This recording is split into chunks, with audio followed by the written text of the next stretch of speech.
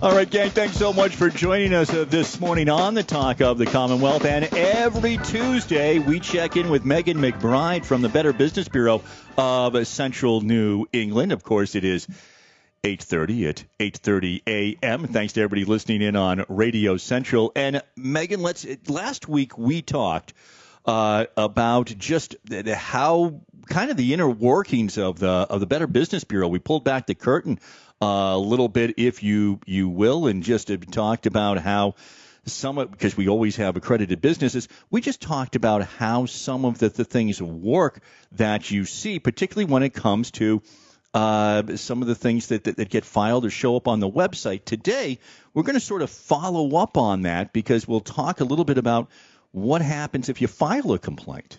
Right, exactly. Good morning, Hank. Thank you, as always, for having me on every Tuesday morning. I always love coming on and chatting with you. And you're absolutely right. We always talk with our accredited businesses, or we talk about the scams. And some people might not actually realize that the BBB, there's so much more that we offer. So I did want to kind of hit on some of those touch points. You know, we talked about reviews last week. They're different from, your Yelp and Google reviews. They get vetted, and the complaint process is the same. So at our Better Business Bureau and at every Better Business Bureau nationally and internationally, businesses and consumers can file a complaint with us against a business. And I do think, there's always this negative connotation about filing a complaint, but in reality, it can actually lead to a positive outcome for both consumers and businesses.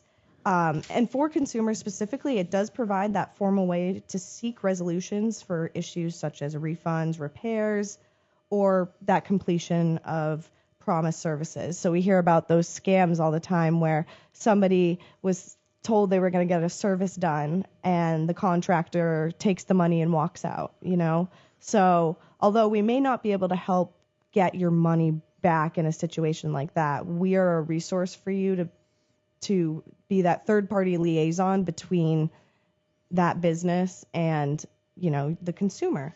And I was just going to say, Megan, I mean, it's interesting as you bring this up. This, to me, it really resonates because what you learn is you learn a lot about a company. Hey, I'm going to file this complaint with the Better Business Bureau. And if that company can really, as you just pointed out, they really can turn that around into a positive. I mean, if they turn around and say, let's resolve this, here's how we're going to resolve it to your satisfaction, right. Instead of just, being defensive and, hey, we never do anything wrong or let's be combative. But if they do that, then a lot of times they'll end up with, through that complaint, they'll end up with a customer for life, and others will even see it and go, oh, boy, if I ever have a problem with them, listen, they'll take care of it, and may have past experience with companies where that is not what their experience was if they had a complaint. Exactly. I mean, businesses shouldn't be scared of these complaints because, yes, it's your ability to essentially protect and restore your reputation. And the other side of it, too, is if a consumer is coming in with a complaint saying that that you did something as a business owner and you really didn't do that, we're not just going to take that as like a grain of salt and be like, hey, business owner, this is what the consumer said. You're wrong. We're that third party. We're going to get down to the nitty gritty, like what actually happened. Even if no one's right in the situation, what is the truth? What is the trustworthy story here? Yeah.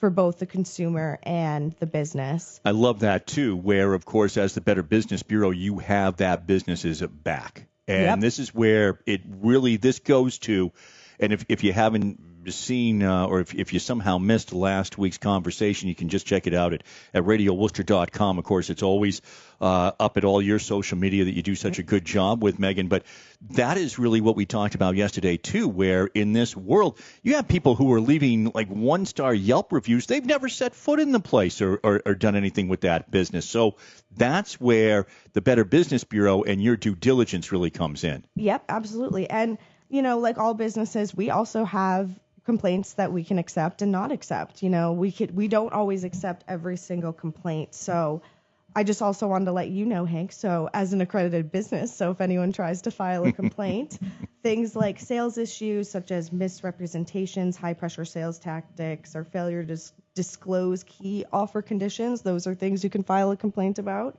Delivery issues like delays or failure to deliver. Repair issues, incorrect diagnoses. I know we had a trucking company come on. So, I mean, it's interesting when I hear the word diagnosis, I'm like thinking of car repairs. Yeah. So, Dave's truck repair, he could come on and, if there was a complaint against a wrong diagnosis, he could come on and, talk through it with us, another Right. example. So we wouldn't just be like, you did this wrong.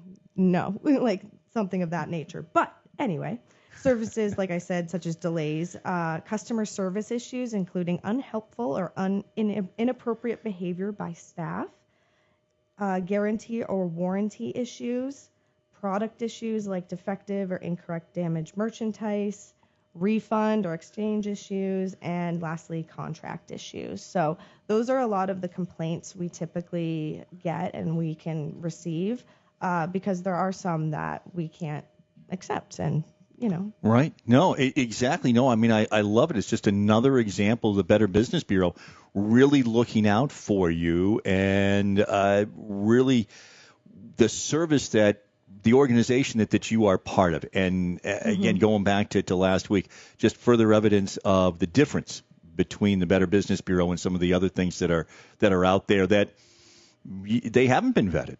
Yeah, and we always encourage everyone, like if you don't know if you can file a complaint or you can submit a review on a certain thing or you're confused, always give us a call because we can walk you through that process. And we do have resources online at bbb.org to really help you through that process of filing a complaint.